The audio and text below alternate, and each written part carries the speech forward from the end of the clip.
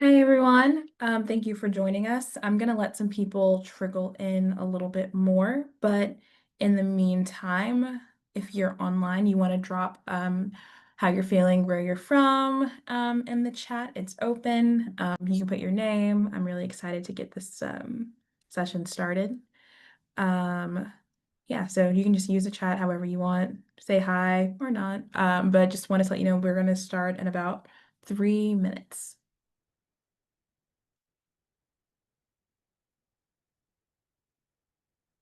Maybe closer to 2 minutes, but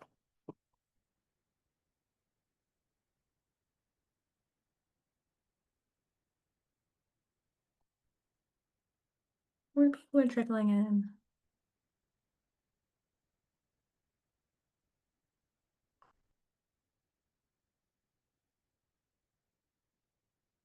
Mhm,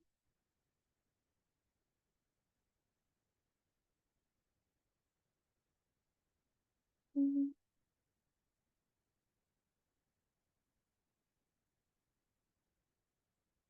How's everyone doing tonight? If you can put something in the chat, that'd be great.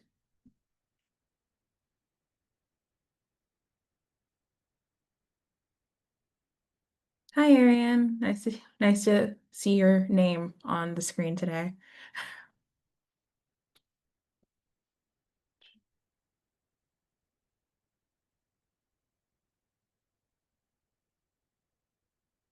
Right. I'm gonna go ahead and just launch into it. Oh, thank you. It's like an impulsive hair decision. So thank you on that one. I'm going to go ahead and get started. Hi, everyone. Thank you for attending our Higher Heights Summer Training Series. This is our second to last one.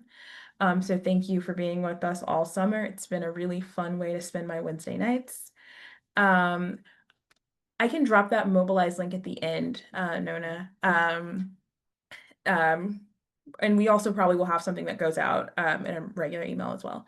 Um, but anyways, I'm excited to have this session with you guys. This is our second to last one. As you know, we're going to be sending all of the trainings in an email. They're going to live. We're going to send them to you. So I know everyone's been wanting to revisit a couple trainings, like get some PowerPoints from us. So we're going to send those out to you probably at the end of this series. So just be patient. We're trying to get everything done, but just wanted to give you that at the top of the hour. Also wanted to let you know what we're going to be talking about today. The news is a little crazy, and depending on where you are, sometimes doing this job and organizing and being an activist and being in this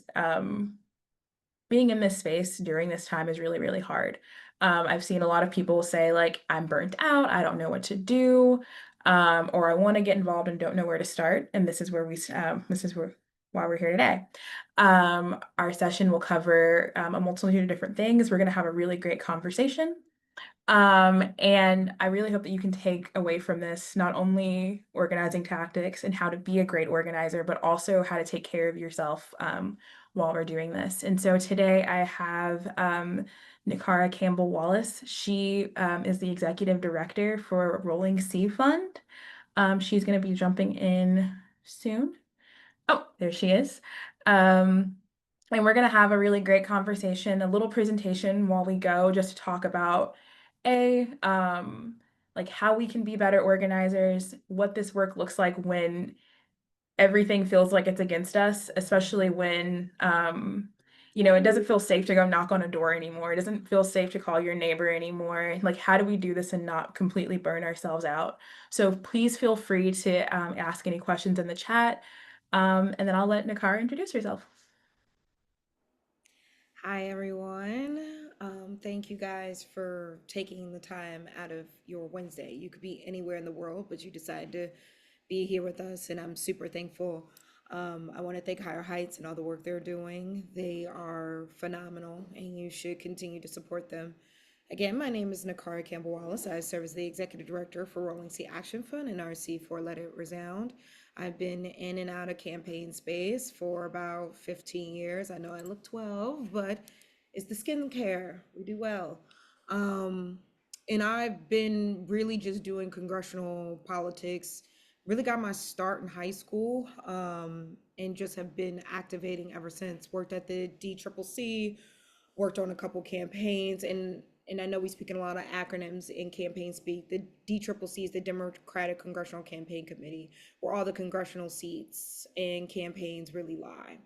And then I went to the Congressional Black Caucus PAC, Political Action Committee, became their first ever political director for 4 years, headlined all of our frontliners that we retained in the 2018 cycle when I was at the D Trip. We won the most seats since Watergate. And then now, after I left the CBC PAC, we have about 62 members of the CBC. And so that's been really exciting to see the CBC grow and really be the conscience of the caucus. And now I run our super PAC slash political action committee for the Congressional Black Caucus, as well as RC4 that does a lot of our mobilizing. And so that's me. Awesome. So I'm going to go ahead and share my screen. And it's going to be a little slideshow. We can follow along, but it's really going to be more of a conversation.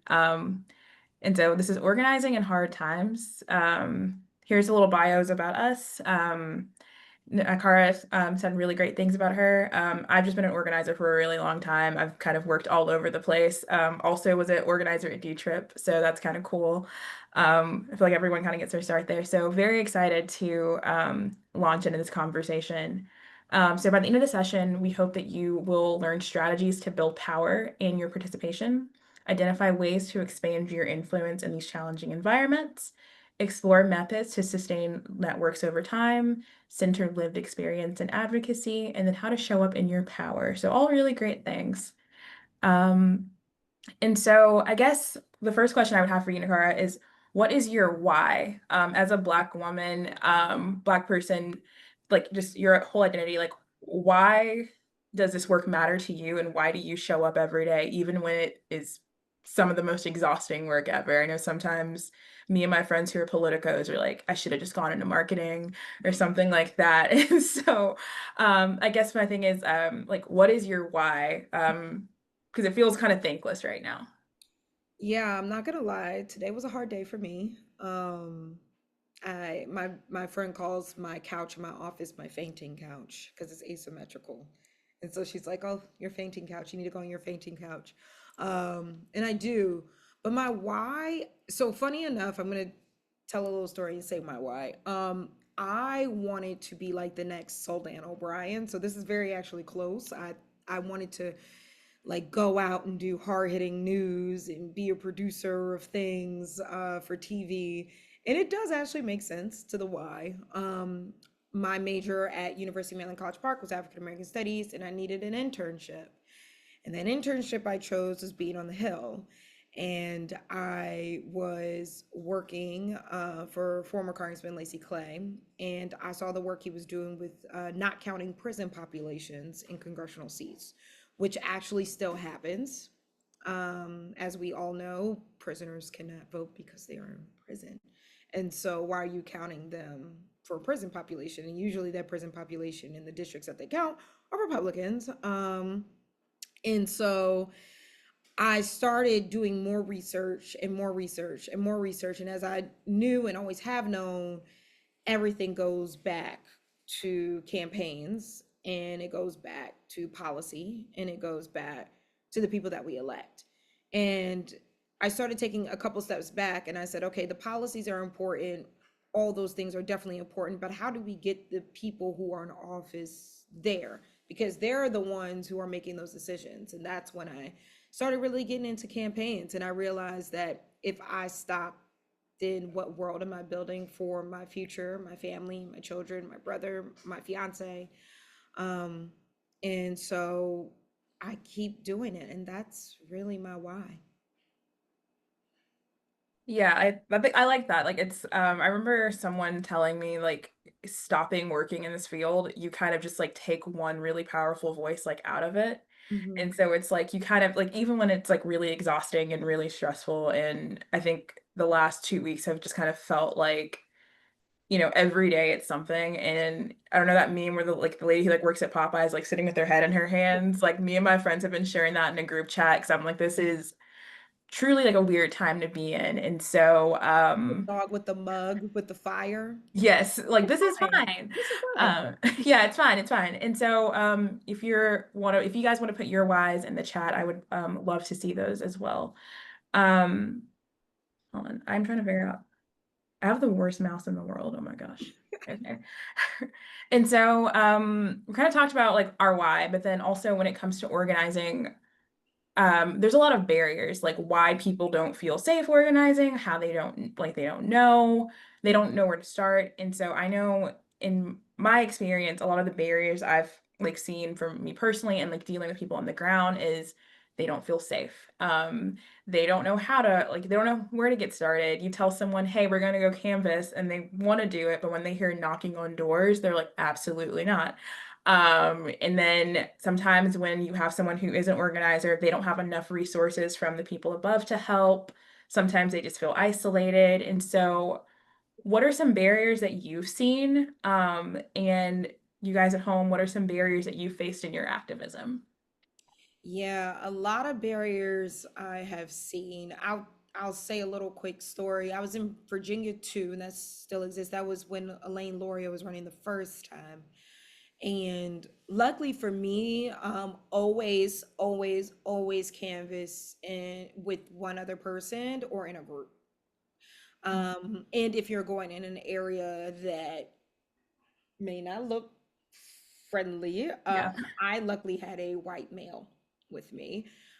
So he was my canvassing buddy. But I also say like organizing in your community is the most impactful thing you can do.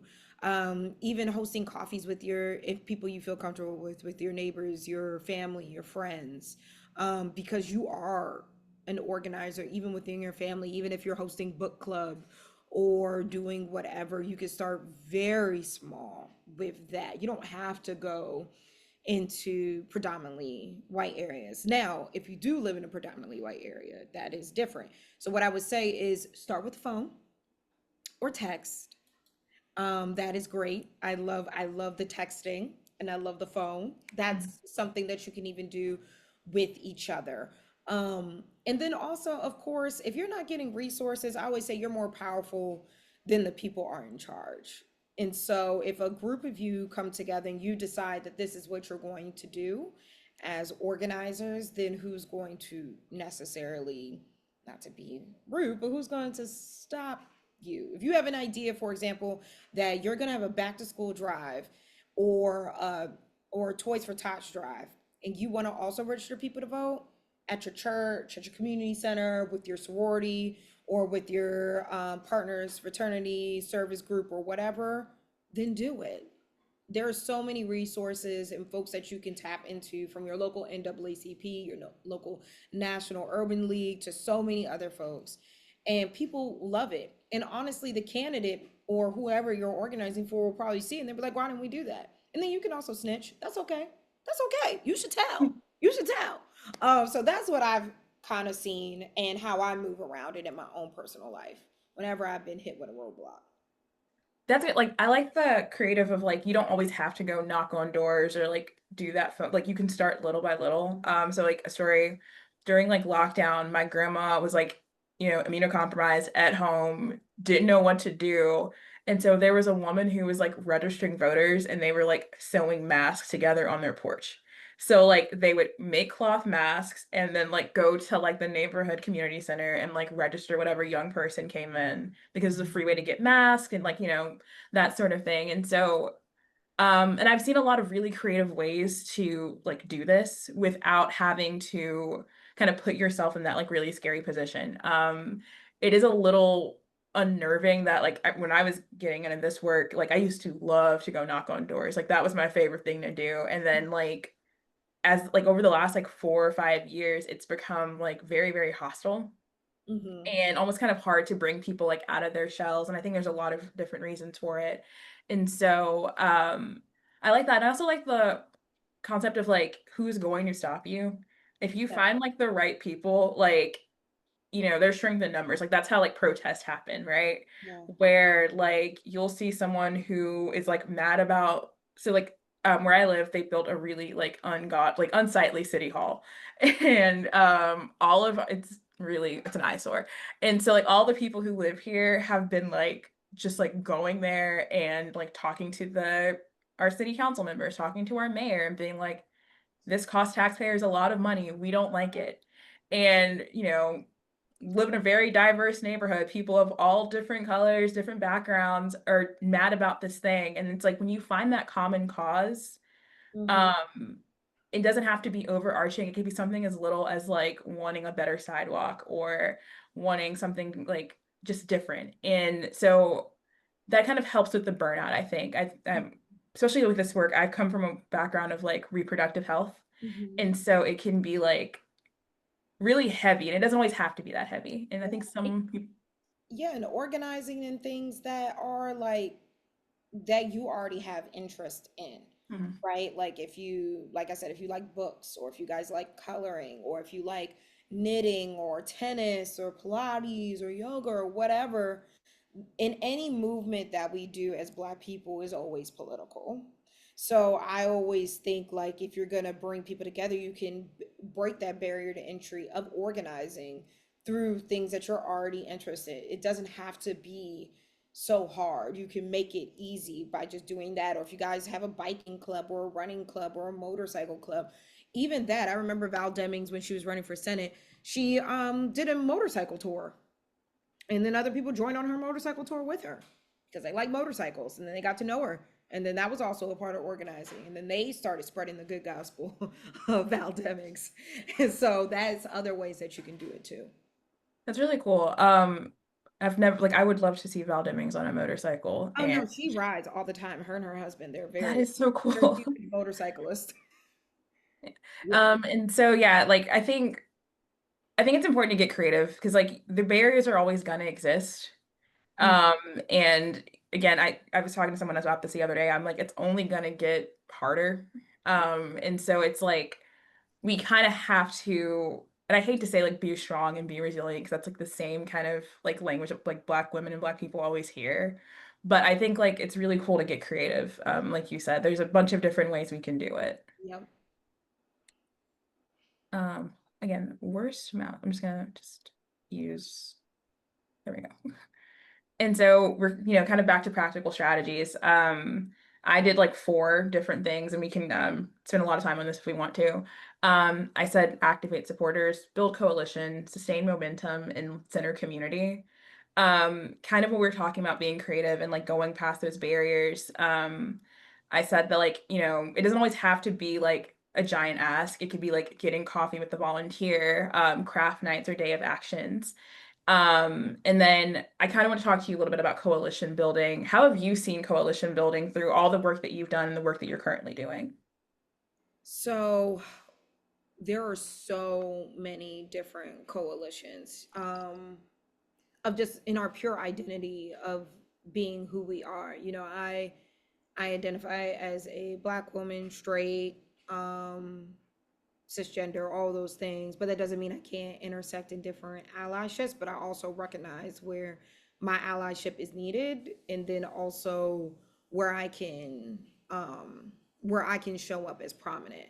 I also think about ways that I build throughout different things. Like there's terps. Like I said, I went to University of Maryland, so there's like that's what we are. We're the Turpins, if folks don't know. So Terps, really big.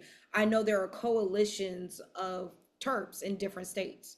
So if I go to New York, I know there's a base of Terps in New York. So I hit up that chat or whatever, or I hit up my friend who lives in New York and be like, hey, like, I know there's Terps here. Like, let's do that. And then I can also galvanize people at a bar when we're watching basketball to then register voters. Or my fiance, he's a part of Omega Psi Phi. They're a very active Greek organization. So they tap in different ways and support allyship for women. So they'll have like moving in folks, and primarily mostly women, when they don't have help, moving them into their dorms, and then also having voter registration drives at the same time. So these are other ways that I've seen folks do that as well. And of course, like I live in Baltimore, but I do go to Alfred Street in Virginia, and they have a social justice ministry group. And so I think about that as other ways that we can activate in any of those nature, or even poetry groups or other youth-based groups. And so that's how I build coalitions. I try to use all the different intersectionalities that I touch to also see if there is a way to bring folks to the fold, because it doesn't have to look the way, to be frank, white folks organize. We are organizers by nature, by the different intersectionalities that we touch. And so we've been building coalitions since before we even were our forced migration to this country. We've been building coalitions. So I just think about other creative ways that I can build coalitions, or the coalitions that I'm already a part of, to then talk about my message. Thank you. I have another question about that.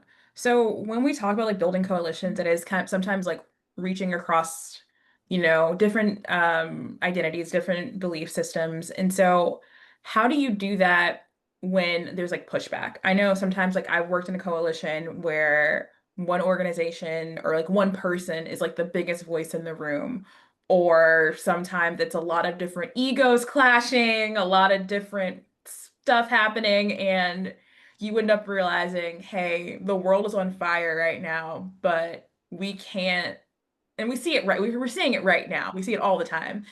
And it's like the world's on fire and we're too busy like pointing the finger and fighting. And sometimes it feels like, we're getting caught with our pants down every single time. And so it's how do we how do we like move past that and like work through that? Because again, the work's not stopping. No, the work's not stopping. So, as I say, this old Niccara, younger me, again, I know I look 12. Um, I used to fight it a lot. Uh, and then I realized I needed to take myself out of it, like my how I feel in the urgency of the moment, and step back and realize it's moving fast, but I can move a little slower to think about it. So, for example, if I know I'm about to go in a room with a bunch of men, especially straight black men, um, I think about who is the ally in the room, or is there someone who brought me to this group, and can they be my ally? And then I also table set too, which is funny to do with other men. Um, so sometimes when I'm in a men's group, I'm like, listen, I'm just here to listen. I'm not here to argue or debate. Your feelings are valid. Your feelings are your feelings. I'm just here to offer you a different approach and feeling to it. But I'm telling you this right now. I already have a man in my house. I'm not going to argue with you. And sometimes, actually, every single time I've said that, they laugh. And then they also say, fair. And I'm like, yeah, I'm Oh, not here to argue with you. This is not a debate, because your feelings are your feelings. I'm here to give you another side to that. And then I'll just step back and be quiet, and I'll let my ally, one or two or three of them, maybe one, two, or three allies, speak on behalf of what we already saying, because we're already in lockstep. And sometimes the only people who need to check other people are people within their own community. I'm just there to listen, get information, hear what they're saying, and see how I can build within the misperception and misconceptions that they've already baked into them. And how can I come back with more knowledge to show them, hey, this is actually not true. For example, if folks feel like, Democrats aren't giving them any jobs or anything like that, cool, fair, bet. Okay, let me figure out how can I build a job fair with local unions, labor unions in the area, to then give to show them that there are unions who are democratically supported, who actually want to give you this free internship or apprenticeship. Like, for example, IBEW. I don't know if a lot of people know this. IBEW is giving people almost 100K to do their apprenticeships. And all you have to do is find a local IBEW in your neighborhood, and they will come give that information and then sign up folks in your neighborhood. So that's other ways to address the concerns, even though you're like, are you freaking serious right now? You want to scream from the top of the roof because you're like, that's not the point. yeah. And you're like, okay, that it doesn't matter because that's what they feel. Regardless of whatever the facts are, that's the feeling. So making sure you're tapping other allies and then bring back the actual information with an action for them. So that's what I've done in the past and it's worked really well. I haven't lost a frontliner yet. So See? That's really good because like I sometimes I kind of find myself asking like how do I do this? How do I make sure every you can't take care of everyone? And no. that's one thing that I think I've learned through coalition building and even, like I said, we're in it right now and I'm like literally we cannot make everyone happy, but we can find some type of happy medium. And Mhm. so I think like the IBEW thing, and I'll drop the IBEW link at the end of the chat so anyone who's like not familiar with it can know. Um, I think that's Teamsters, right? No, IBEW is the International Brotherhood of Electrical Workers. Okay. I get the acronyms No, it's all okay. like meshed in my head So they're the sometimes. electricians. So if you know Okay. anybody in your life, man or woman, they don't care because the main person I talk to at headquarters is a woman. Um, if anybody is looking, their local union should have all that information, and they're actively trying to get people to sign up for this apprenticeship that they are paying people to do. And Awesome. So y'all can take that back, like, thousand when you're dollars, and you'll leave making $100,000 plus. yeah, thank you for that. I know like last week we had a conversation about young people, so I will definitely drop that in the chat for that reason. And then I think another point we had is sustain momentum. How do we keep energy alive during elections? Um, I think we're doing things like this training series, Higher Heights this Sunday brunch, but that's like one thing of a smaller thing, of a bigger thing. Yeah. And so there are people who just feel like, okay, no one ever talks to me except only during election time. And then once election season's ramped up, everyone's busy, everyone's tired. And then when we're in that lull period, we're exhausted. And so it's like, how do you sustain that momentum, keep a finger on the pulse while not burning the people, like not burning your volunteers out? Right. What I like to think about is definitely town halls, and you can definitely just talk to the members' offices, their constituency offices, because they're already doing town halls, so you don't even have to put them on. You just have to bring folks to it. And you can also attend those virtually.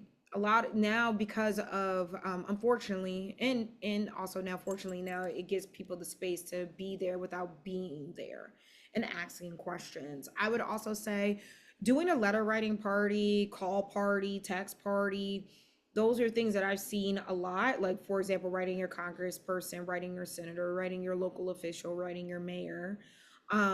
It's definitely things that you could do. Your council member is a big part of that. I would even say, like, I know I have a very federal lens, but all elections are local, and making sure you're talking to your council person is the quickest person you can touch because your council person is going to then tell their state senator, and the state senators then going to tell their congressperson, and then that goes up and up and up and up, and they're like, by the way, whatever the hell y'all are doing up there is really messing with me over here. My people are mad. They want answers. And I promise you, we hear them. We hear them. We hear all of them. Okay. So I want you to know your voice actually does matter and keeping that momentum going. And I know it feels like a long haul, but sometimes it's like that meme that you see on Instagram where the person is like going down that tunnel and then they quit and then they turn back around. It's the same thing. Pressure makes diamonds, and the more that you bring everybody to the forefront, the better. I promise. Yes, I agree with like the starting local. I worked in a congressional office, a district office, which that's where we got a lot of the real local complaints. Yeah. And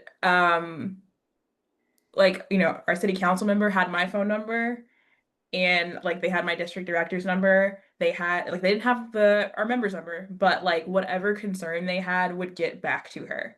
Yes. And um I will say if you were consistent and persistent with talking to me, Mhm. you got it because I had someone who would like I think they had like a question about like a noise complaint and that was completely out of our purview. But it's like if we're meeting with the city council or the mayor next week and you've been texting Kyra, the constituency organizer, I'm gonna be like, hey, I've been getting a text every Saturday from John and Sarah and everyone else about this noise complaint. When we go meet with the mayor, let's bring it to his table because you don't want your congress member to have to do that. It's kind of like you don't want your mom to have to tell Yeah, you, that's exactly what it you don't is. want your mom to have to come up to the school. And so if you see it like that, and sometimes like town halls and like talking to your member, we did like a session earlier about talking to your member of Congress, and it's not as scary as you think it is. No, they're just people, Um, and they want you to treat them like people.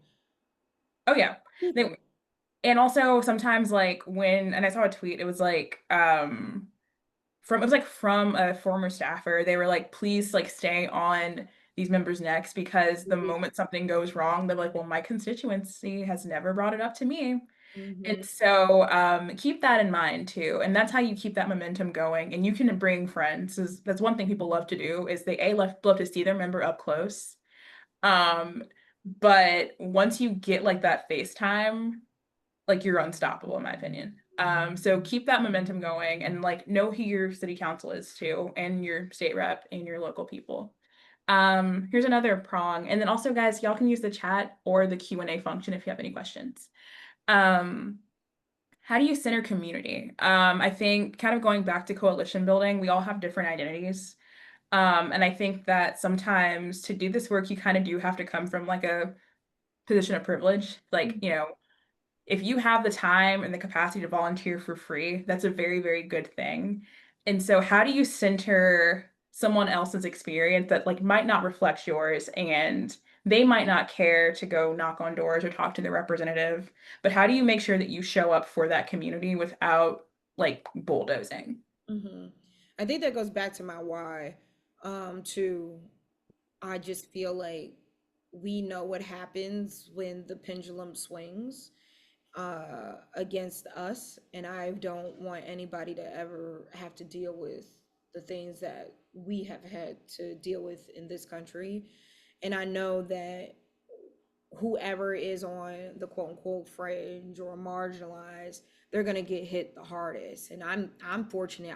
I recognize my own privilege. Like I'm not queer. I'm not disabled.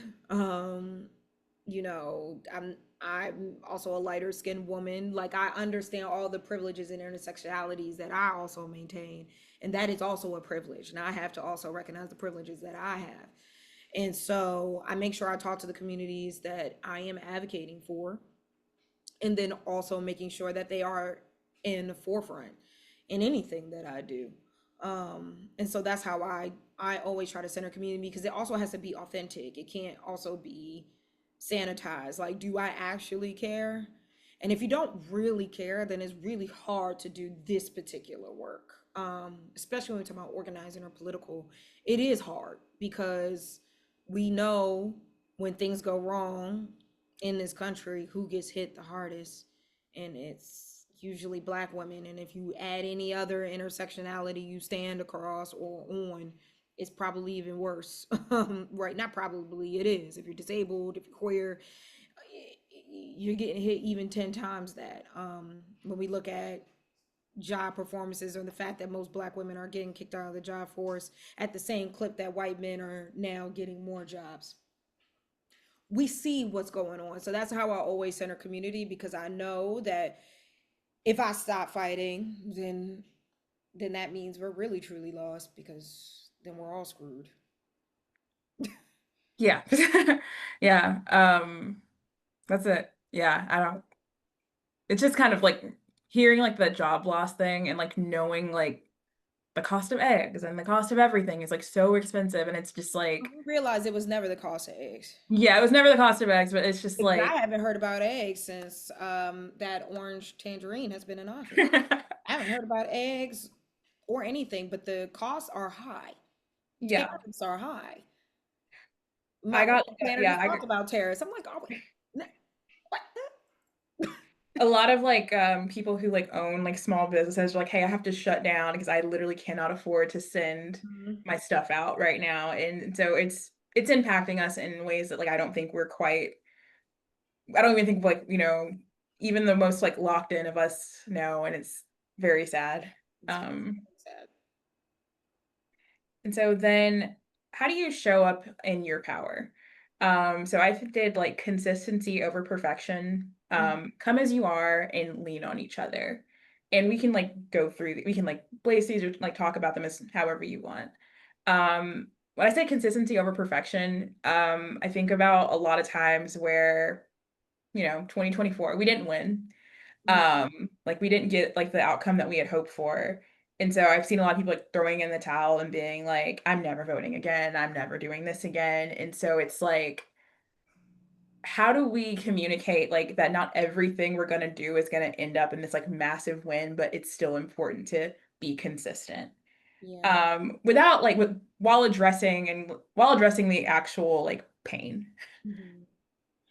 I think first when when 2024 happened, and to be fair, we didn't lose, and I know people don't want to hear this right now, but we didn't lose the house that bad. It was like three seats.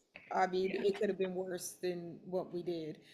Um, but it is a gut wrench because, again, you're asking Black women to fix the problem after Biden, well, after everyone forced Biden to drop out. And by them, I mean white folks forced Biden to drop out, then asks this Black woman to pick up the mantle for 107 days and to make water into wine like she is Jesus Christ coming back. And so I want to acknowledge that pain because that pain is real. I mean, listen, I was on the couch. I was on the couch. I definitely took a massive break in healing.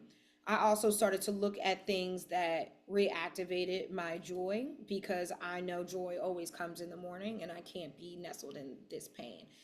And then I also think about, I know people don't want to hear this, but my ancestors dealt with so much worse than this right here, what we're dealing with. Like even the fact that I can turn to books to read when I know my ancestors 3 to 4 generations ago could would been killed for reading or writing, and I can even turn to those pages is beautiful to witness. And so I know people are like, I'm never gonna vote again, I'm never gonna vote again, but that's what the enemy wants. And that's why they're making it harder. That's why we see the gerrymandering. That's why we see them trying to erase us off the voting rolls because they know when we vote, especially when Obama won twice, that's when they really started. They started even further back. They started back for Bush Kerry. That's when they really started this. And I think it's important that we look at history to really tell the story about how did we get here. But I always had to remember that Bush really did leave the kids behind. Um, I have to always remember that, but really just study history and really look at everything. And they want to take away our power. And sometimes it's just showing up little by little. It's not saying you have to go knock doors tomorrow, but just turning on the news every now and then turning it back off. That's okay. Turning it back off and watching something silly. Like I don't know how many people. I'm a Bravo stan. Okay, I love Bravo. I love watching Bravo. And Salt Lake City's back, and these women are a mess. And I watch it, and I just watched it before I came on here, just to have a little giggle, a little laugh, a little hearty har har. And then I'm going back to the work, and then I came here. So taking gaps of time, it doesn't have to be everything all as once. And I think as Black women, we feel like we put the weight on our shoulders because the weight has always been on our shoulders since, again, our forced migration to this country. Taking that weight off and having dance parties in your living room, drinking wine, being silly, laugh, laugh, laugh, laugh, and then go back to the work. It doesn't have to always be all the time, all at once. Yeah, I'm also big Salt Lake City fan over here. You are funny. I could not stop laughing. Brittany is a mess, man. I She's was I annoying. was I was cracking up and like my boyfriend was like, I've never seen you laugh so hard in my entire life. Mess. It was hilarious. And so yeah, I think like and that kind of goes into like the coming as you are thing Yeah. of, sometimes you're tired and, you're tired, but you're still here. Like, for instance, y'all are here on a Wednesday night listening to us, like, talk and looking at a slideshow. And that is you coming as you are. That is you showing up. You've already done like half the work. Mhm. Um, you know, most people would just be home and like relaxing and like you're still showing up. So like that's kind of like the whole coming as you are thing. And then leaning on each other. Kind of want to hear like your perspective on this. You've done a lot of really good work and you're still doing amazing work. And so it's like, how do you lean on like the Black women that you work with, the, you know, your volunteers, your organizers? I've because we all are going to need each other. And so I think we kind of live in our like little silos and little bubbles where we kind of feel like almost ashamed to lean on someone. And so like how do you do that doing this work? So I lean on my team all the time. I also don't. I know I'm not bigger than the program. Just because I have executive director titles are free. The work ain't. So I when I tell my team like, hey y'all, I'm gonna need a mental health day. That's vulnerability. Coming as you are, leaning on each other, it comes from vulnerability. And I do think that folks have not want to be vulnerable, and it's okay to say that I'm not okay. Like I told my fiance today, I'm having a sad day. Today's just a sad day for me. And I'm being honest with all of you guys. Today's just a sad day for me. I'm coming as I am. I'm leaning on my friends. I have a lot of friends I made throughout this work. I talk to them all the time. I've cried to them. I felt like I failed. I've done all the motions of things. And but what is so beautiful in every other iteration, in every other timeline, I would always come back as Black, and especially as a Black woman, because the way we show up for each other is unfreaking deniable. And the hugs that I get, the laughter that I share, the love that we hold, it is something that is magnetic and magical, that I have leaned on so many people, from people who I consider my peers to people who are younger than me, and then people who are older than me, excuse me, seasoned, more seasoned than me. Okay, because I'm about to be a seasoned mommy too. So seasoned. I make sure that I am not bigger than the program, and that everybody around me can teach me something. And that as much as I lean on them, that I hope they think they can lean on me too. I love that. That's really like Higher Heights does a really good job at that too. I think on election night, you know, I think we turned off like the news and we just started dancing. And so when I think about election night, the morning of like the next day, I was like, oh God, this is the worst thing ever. But like that night, I like remember I was just like having a good time with my coworkers and we all are showing up for each other. So just like make sure that when you're doing this work that you can like lean onto your people. Like you, I've made a lot of really good, long-lasting friendships, sisterhood, through this work. And it's amazing when you were stressed out and like someone just comes over to you with like a glass of water and says like, "Hey, you need to take a beat," You need to and they hydrate. see that. Because sometimes sometimes like you're so like laser focused on like what you're doing, whether it's y'all are doing a phone bank or knocking doors or trying to like get petitions signed, you realize that like you haven't eaten, you haven't drank, and then if there's someone who sees you so some like I think I cried when my friend like just gave me a bottle of water one time. So I was like, you saw that I was like freaking out. And seeing each other I think is really beautiful. And again, something that I think it happens everywhere, but it's something really magical when it happens like in this particular space. It really is. Oh, feels good. Then our next oh, I hit the wrong button. We are all oh my gosh, okay. Sorry y'all. We're gonna we're gonna go back. I like hit a million buttons That's as I okay. do. And so we kind of already hinted to this, but self-care. Hmm. Um, what's the importance of it? How do you take care of yourself? What do you advise some of our viewers do? Like, what are some self-care techniques? And then I also just wanted to say, read this article while I was making this, and it was about Black women in Alabama who are organizing for Doug Jones. Hmm. And a lot of the language around it was Black women are magical and like they save democracy. And I just kind of wanted to put this here for all of us because we're talking about ways Black women can show up. We're an organizing force, but we are not wizards. We are not unicorns. We are doing the best that we can. But what And we got. Doing And, it. and while it's wonderful and fantastic, please do not take like if there's one thing you take from this, like like the weight of the world does not have to be on your shoulders. Mhm. That's all. Yes, real. Um, and okay, so how do I do that? First, I want to say too, I think that people think that who are not Black women think we're magical, Mhm. and we are, duh. I mean, like, so you see this melanin drip, but really, we study patterns and we pay attention because if we study patterns and we pay attention, it's essential to our survival.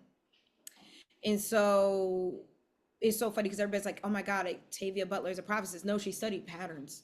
This was bound, where we are right now was bound to happen if you study patterns and you study history. So I do want to just sprinkle that on there because we just be knowing things.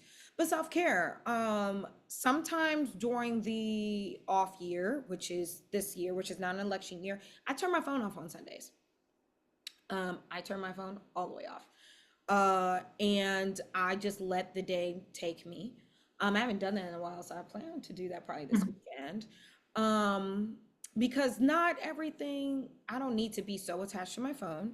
I also do like slow mornings during the week.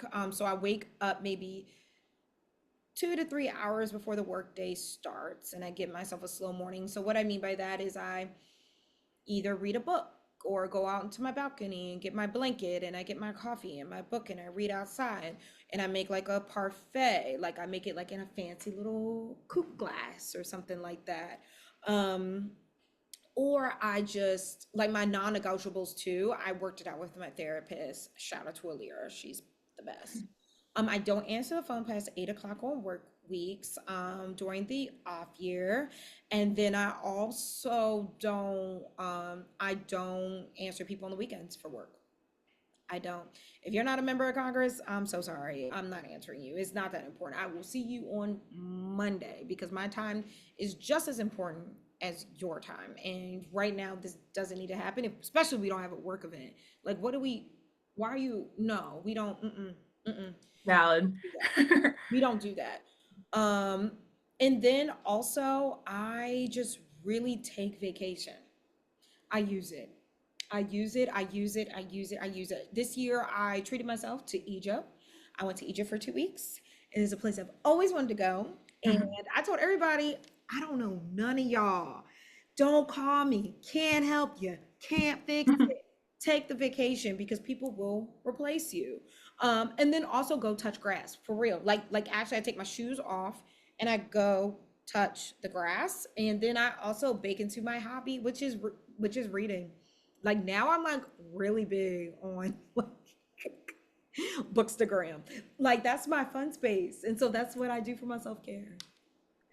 I I'm like all of that. I did this thing at the very beginning of the year. It was called like inner child. Like I was like, I'm gonna like do things that like make like 12-year-old me happy. Mhm. And so I've always wanted to like learn French. So I'm like teaching myself French. And then I went to Nice. Paris in March. And I was like, this is it. Love Like Paris. 12-year-old me is happy and she's living her best life. And I like I'm trying to like get through my books and I bought I'm all about like slow mornings making my own coffee. So I bought like a coffee grinder and like a pour over and like my non-negotiable is like pour over every morning. And Yes. it's just I because used to be a like pour it's the over. one time where like my brain is kind of like shut off and like it's just very mechanical. And you made something I'm learning about all the beans and stuff. And so it doesn't have to be like super fancy. It could literally just be going for a walk, you know? Um, Kind of like touching grass and like hiking. I went to Colorado a couple weeks ago and I hiked Rocky Mountain and like had Oh, no reception. And you felt like, you feel so small and you realize how big the world is. You're literally touching rocks and grass and you see animals and you're like, these animals have no idea what's going on. It's kind of nice. And so, yeah, just like turn off your brain a little bit. Take care of you. mm. Um, the work is always going to be here, but you aren't always going to be here. And, sometimes like I can feel myself physically getting sick if I like push myself too hard. And I don't want any of y'all getting sick. No, y'all are way too valuable. This work is always going to be here. Please take care of yourselves. And I would also say too, you know why they mad? Like they, the outside world, they, Mhm. because black women all collectively said, you know, I'm about to go have some fun. Since y'all want to go ahead and act up, we gonna go have some fun. And we did, and that made folks upset. That made folks upset, okay? And now we're like still dabbling back into the political sphere. But go ahead and take care of you. Because they brought us here to work. And now that we cannot have to work, take care of you. Awesome. Well, thank you. We have time for a couple questions. Oh my gosh. Okay, I keep messing up. Or whatever. I we have time for a couple more questions. I think someone had raised their hand, but they're not in there anymore. So you can go ahead and use the Q&A. I know Ariane had a few. She said, "Why must our group struggle with financial resources? Copycat movements adopting social demands as their own, disregarding how history shows are not a part of the collective experience that justifies the struggle, hence should not justify the political rights, bringing persistent issues to the table." So I guess like again, the question is kind of more about like sometimes why is it like Black organizations, especially like right now, are getting hit the hardest when it comes to funding and support? Whew, that could be a whole nother conversation for a Yeah. whole other day. But really, it does nestle itself back to history. I do think the BLM guilt trip uh, tide has dried up. And so now we're going back to where we have to go back to demanding folks to do it. Now, what I will say to all of that, and I know it sounds depressing, I do think corporations and others are starting to realize what happens when you FIFO. Target is a perfect example of that. Because they realize the power of our dollar. And it's just the nature of the game, unfortunately. We have to just kind of spearhead our own movements again. We've done it before. So it's not the greatest answer to the question, but unfortunately, it is the realest one I have. I'm so sorry. Yeah, and she kind of she said she wants to ask a delicate question along the lines of this. Could it be white supremacy? Yes. Yeah, I agree. Yeah, that's not Um, delicate. That's a yes. yeah, I think that we see a lot of like Black women, Black organizations are under attack and held to just like a completely different standard than our white counterparts. You know, I think about this a lot when it comes to like members of Congress who are white and very loud and annoying, but when someone else who looks like us like speaks out, oh no, we need to like silence them. They're a mess. They're this, and so I definitely think it's white supremacy too. And I would Do you? also say too, Yeah. you tie it back to the movement. You also tie it back to campaigns because I can let you guys know that Black women trying to raise for candidate level is so hard. Kyrie knows this better than anybody. Lucy McBath is a perfect example of that. And it's difficult, and it's because again, it's always we have to prove ourselves, prove ourselves, prove ourselves, prove ourselves. And so it is hard. It is hard, and we see it even in campaigns. So it's a direct reflection. And then I know Ariane had another question. Kind of going back to when we are talking about like centering community and building those safe spaces. How can we build safe spaces to promote community organizing? She's like, when we're not complaining, but we just want to build a better world. So I believe safe spaces come from you. You create the safe spaces, build it and they will come. And so if you already have a safe space that you already have and you set those ground rules early, um, that's how I view any type of organizing or any type of community building I do. And I even go back to, like I say, and I bring this back to books because it's so funny. I do this event in Baltimore. We call it Pages in the Park. We just go read in nature. It's no cost. We're just reading. I had a lot of questions from a lot of people. Uh, White women asking, can they come? Queer folks, is it queer friendly? All these other different things. So I made a quick fact and cue, and I always said, listen, I'm a Black woman So anything I bring is with my presence of being a Black woman because that's who I am, and I can't devoid myself from who I am and my identity. But as long as you're coming with respect, I respect you too. You can come, you can be in community with me.